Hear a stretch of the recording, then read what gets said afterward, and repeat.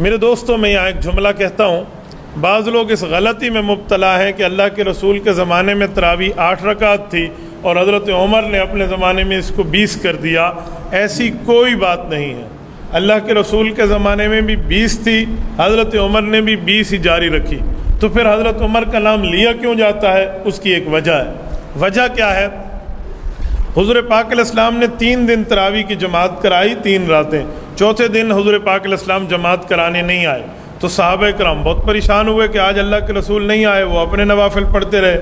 اللہ کے رسول صبح آئے نماز کے وقت تو فرمایا مجھے پتہ تھا تم آئے ہوئے ہو، لیکن یہ ابو داؤد شریف کی روایت ہے، لیکن میں نہیں آیا اس وجہ سے کہ مجھے اس بات کا خوف تھا کہ اگر میں نے اب بھی چوتھے دن جماعت کرا دی نا تو آسمان سے وحی اتر آئے گی اور تمہارے اوپر فرض ہو جائے گا۔ خشیت ان یکتب علیکم، صحیح بخاری میں ہے، مجھے اس بات کا خدشہ تھا کہ کہیں وحی آ جائے اور تمہارے اوپر فرض ہو جائے تو تم مشکل میں پڑ جاؤ گے، لہٰذا آپ گھروں میں پڑھو۔ حضور پاک علیہ السلام نے گھروں میں اجازت دی۔ حضرت ابوبکر صدیق رضی اللہ تعالیٰ کا دور تک یوں ہی چلتا رہا۔ حضرت عمر کا دور آیا تو حضرت عمر رضی اللہ تعالیٰ نے 2-3 کام اس میں شامل فرمائے۔ نمبر 1 فرمایا اب پورا مہینہ مسجد پڑھیں گے۔ نمبر 2 پورا قرآن پاک پڑھیں گے۔ نمبر 3 باجماعت پڑھیں گے۔ نمبر 4 پورا مہینہ پڑھیں گے۔ صحابہ کرام نے کہا امیر المؤمنین یہ کیسی بات ہے؟ حضور علیہ السلام نے تو گھر میں پڑھنے کی اجازت دی اور آپ پورا مہینہ مسجد کی جماعت کے پابند بنا رہے ہیں، وجہ؟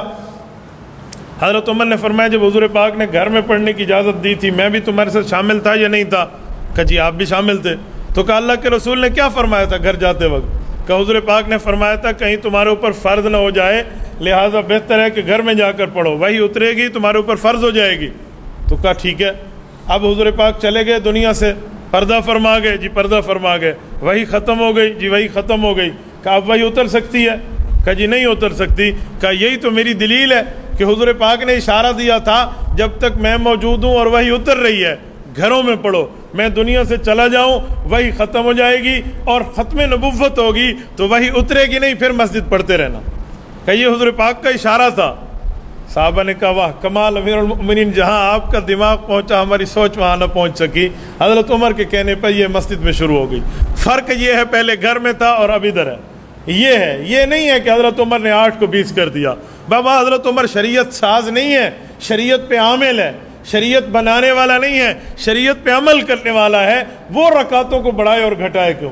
ہمارے یہاں 2 غلط فہمیاں بہت زیادہ چلتی ہیں۔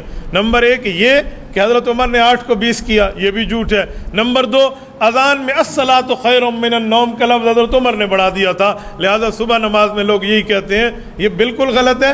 سنن ابی داود میں امام ابو داود سلیمان بن الاشعث السجستانی رحمۃ اللہ علیہ روایت لائے ہیں، یہ رسول اللہ صلی اللہ علیہ وسلم سے لفظ ثابت ہے، اور اللہ کے رسول نے فرمایا بلال سے اذان میں کہا کرو، یہ بہت اچھا لفظ ہے۔ تو ہمارے ہاں یہ الٹی گنگا بہہ رہی ہے، اس غلط فہمی کو صحیح کرنے کی ضرورت ہے۔ تو تراویح یوں ہی چلی ہے، پھر صحابہ کرام کے دور سے لے کر آج تک تقریباً 1300 ساڑھے 1300 سال ہونے کو ہے، امت آج تک تراویح پر قائم ہے، کم از کم 20 رکعت ہے، اور زیادہ فقہ مالکیہ میں تو 36 ہے۔ آپ کہیں گے 36 کیسے ہے؟ امام مالک رحمۃ اللہ علیہ مدینہ منورہ میں رہتے تھے، اور مکہ مکرمہ میں رہنے والے جو مقتدی تھے وہ کہتے تھے ترویہ کا معنی ہے 4 رکعت بعد تھوڑا سا وقفہ کر لو، تو اس وقفے میں ہم ایک طواف کیوں نہ کر لیں؟ وہ ایک طواف کر لیتے، پھر اگلی 4 رکعت، پھر 4 رکعت پوری ہوتی، پھر ایک طواف کر لیتے، پھر اگلی 4 رکعت۔ تو امام مالک رحمۃ اللہ علیہ کو اس کا علم ہوا تو مدینہ کے لوگوں نے مشورہ کیا کہ ہمارے پاس کعبۃ اللہ تو نہیں ہے، ہم کیا کریں؟ لہٰذا ہمیں بھی تو کوئی عبادت بڑھانی چاہیے نا۔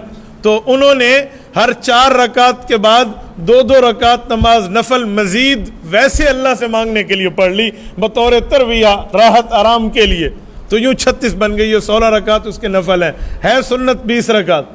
تو یہ تو اس کا مطلب کہ ہمارے بزرگ اور ہمارے اکابر اور دین والے شریعت میں رمضان کے اندر عبادت کو زیادہ کرنا چاہتے ہیں اور ہم عبادت کو گھٹانا چاہتے ہیں۔ آپ مجھے ایک عبادت دکھائیں جو رمضان میں اللہ نے گھٹا دی ہو، عام دنوں سے گھٹا دی ہو، آپ دکھا دیں، بلکہ عام دنوں سے بڑھی ہوئی تو آپ دکھائیں گے۔ ہاں کھانا پینا اللہ نے گھٹا دیا، بھی آپ نے دن میں نہیں کھانا، کھانے پینے ہم نے بڑھا دیے ہیں اور عبادتیں ہم نے گھٹا دی ہیں، تو ہم اللہ رب العزت کی منشا پہ تو نہیں چل رہے۔